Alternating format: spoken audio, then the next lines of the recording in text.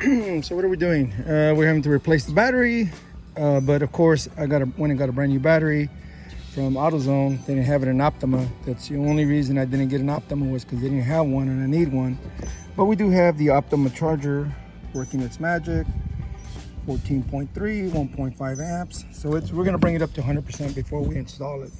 But what does it go in? Let's go take a look.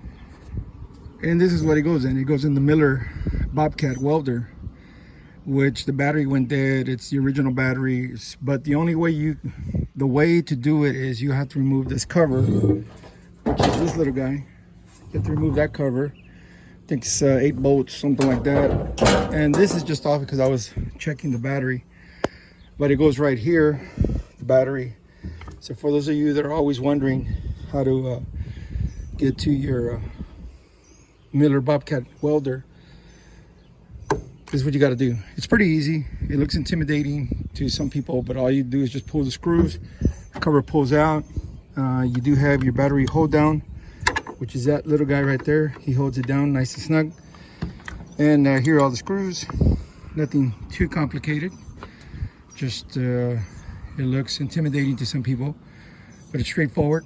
No big thing. And this is on the Miller Bobcat welder generator 250. Miller, around here in South Texas, Miller is pretty much king of the road, or the king.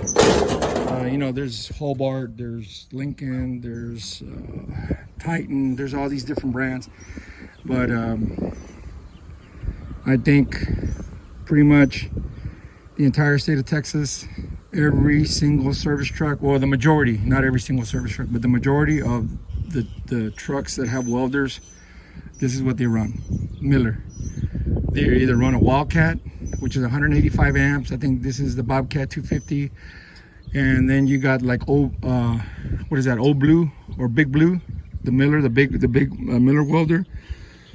And then the professional welders, some of them do run the Vantage, the big $18,000 Vantage welder, but those are few and far in between. There's guys that are erectors, the guys that erect all the metal buildings or the skeletons, and you'll see them. You'll see a 24-foot trailer with nothing but Miller welders. That's all they run is Miller. Straightforward, pretty dependable, pretty reliable. Not that the Lincoln isn't, or some of the other brands, but it's just around here for whatever reason, Miller. That's the go-to in Texas for the, I would say about at least 85% of all the field service trucks. Thanks for watching.